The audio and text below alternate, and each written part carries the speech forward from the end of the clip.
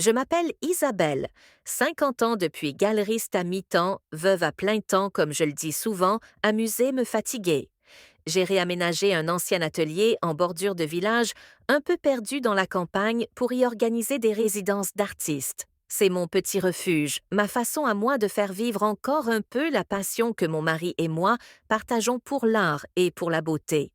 Quand j'ai accepté la candidature de Khalil, je ne sais pas exactement ce qui m'a poussé à lui dire oui. Peut-être sa lettre, ses mots simples mais sensibles, peut-être sa photo, ce regard profond, calme, un peu sauvage, ou peut-être l'inconscient. Ce territoire mystérieux qui sait avant nous ce que nous allons ressentir.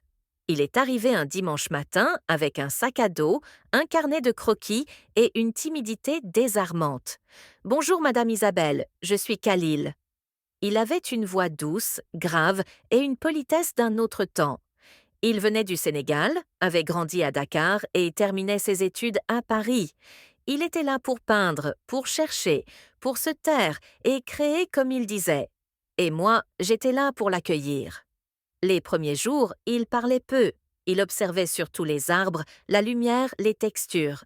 Et parfois, moi, je le sentais pas de manière indiscrète, mais avec ce regard que seuls certains artistes possèdent. Celui qui cherche à comprendre ce qui se cache derrière les gestes, les silences, les expressions. Un soir, alors que je rentrais de la cuisine avec 2 tasses de thé, il a dit sans me regarder: Vous avez des mains très belles, très vivantes. J'ai souri poliment, mais au fond, quelque chose s'est mis à vibrer. Cela faisait si longtemps qu'on ne m'avait plus dit une chose aussi vraie, aussi simple, sans intention, sans calcul, juste un regard, un vrai. Les jours passaient étrangement paisibles. Khalil s'était approprié une partie du jardin pour y peindre. Il travaillait tôt, dès que la lumière devenait dorée, parfois tôt, nu sous le soleil. Je détournais les yeux, bien sûr, mais pas toujours assez vite. Un après-midi, il m'a demandé si je pouvais poser pour lui. Pas un portrait. Quelque chose de flou, de vivant. Juste vous dans le cadre. J'ai ri gênée. Moi, à mon âge posé, je ne suis plus un sujet d'inspiration quali. Je suis le cadre, justement, la dame qui ouvre la maison, qui prépare le thé. Il a haussé les épaules avec ce calme qui le rendait presque désarmant. Vous êtes exactement ce que je cherche, quelqu'un qui a vécu, quelqu'un qu'on ne voit pas assez. Il m'a vu, c'était ça depuis le début. Il me regardait comme on regarde d'une œuvre ancienne marquée, patinée mais précieuse. Alors j'ai accepté juste une fois, puis une deuxième, puis tous les après-midi. Je m'habillais sans réfléchir au début, puis je choisissais plus doucement. Une chemise en lin, une robe légère, les cheveux détachés. Ce n'était rien, et pourtant ça changeait tout. Nous ne parlions pas beaucoup, mais les silences devenaient une langue à part entière. Parfois je le sentais s'approcher, ajuster un pan de tissu, replacer une mèche. Sa main froid ma nuque et je ne respirais plus. Ce n'était pas encore du désir, pas vraiment. C'était cette tension subtile, presque insupportable, qui précède tout ce moment suspendu où les choses peuvent encore rester sages ou basculer. Et je crois que j'attendais qu'elle bascule.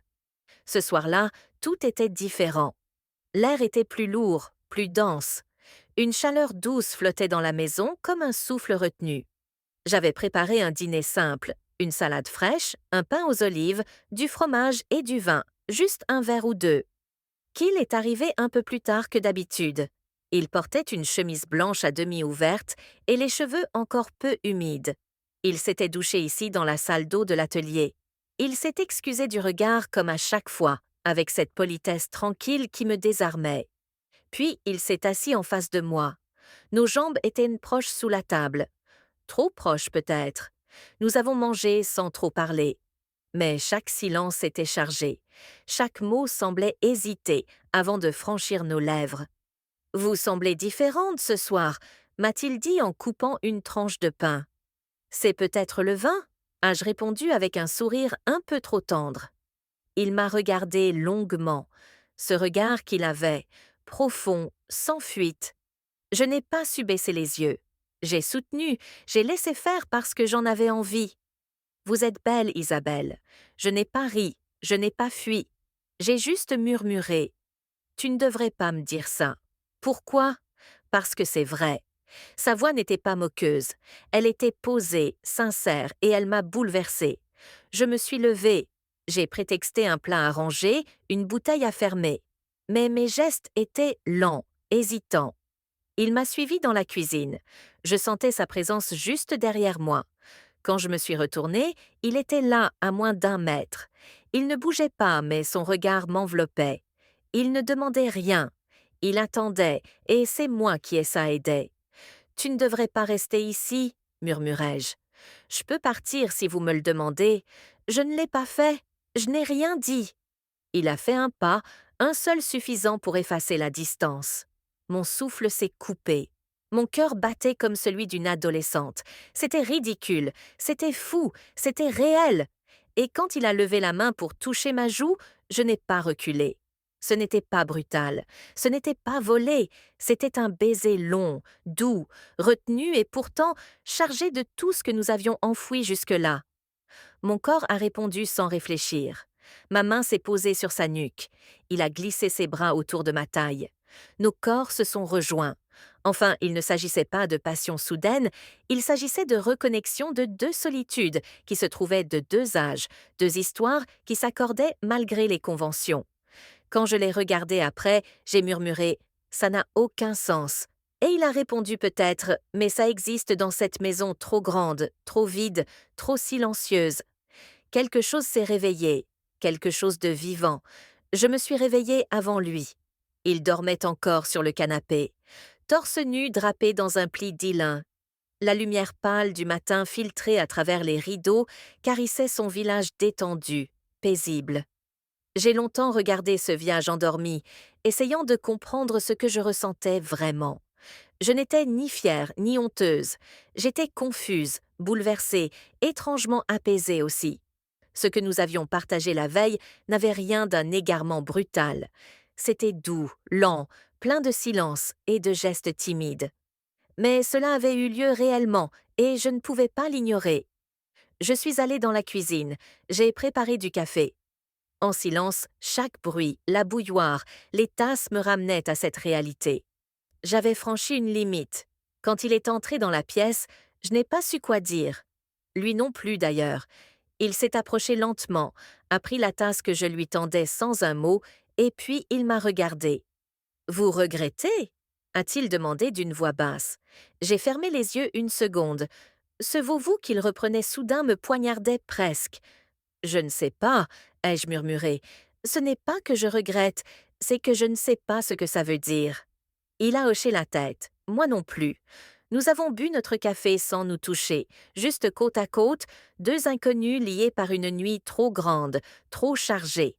Il est allé dans le jardin après comme d'habitude, mais rien n'était pareil.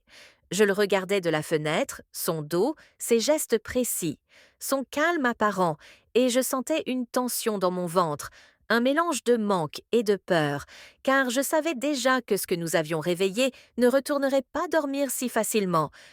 Plus tard dans la journée, je l'ai retrouvé à l'atelier. Il n'avait rien dit de plus. Moi, au regard, parlait à notre place. Il y avait entre nous un espace fait d'attente et de retenue. « Isabelle » a-t-il soufflé.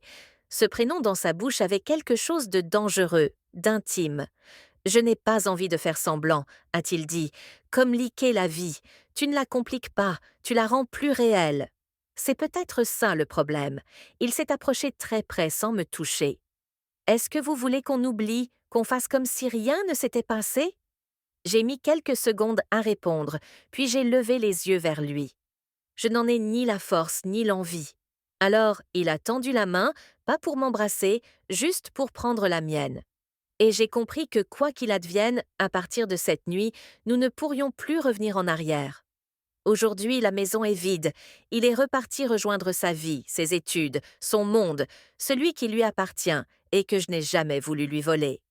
Nous avons décidé ensemble de ne pas aller plus loin, pas parce que nous ne ressentions rien, mais parce que nous savions que ce n'aurait pas d'avenir ici, dans le réel, dans la lumière des autres. Il m'a dit « Merci », les yeux humides, je n'ai rien dit. J'ai juste posé ma main sur sa joue, un geste de paix, de tendresse, d'adieu aussi. Je garde de lui le souvenir d'un frisson que je croyais disparu, d'un regard qui m'a vu, d'un corps contre lequel je me suis sentie femme, vivante, désirée. Ce n'était pas une erreur, c'était un instant suspendu, un moment de vérité, une parenthèse brûlante mais sincère. Je ne sais pas ce qu'il racontera à lui s'il racontera, mais moi, je n'oublierai jamais ce mois-là, ce regard-là, ce que ça m'a fait d'être vraiment regardée. Et quelque part, au fond de moi, j'espère qu'il ne m'oubliera pas non plus. Pas parce que je veux qu'il revienne, mais parce que je veux qu'il sache que ce qu'on a vécu était vrai.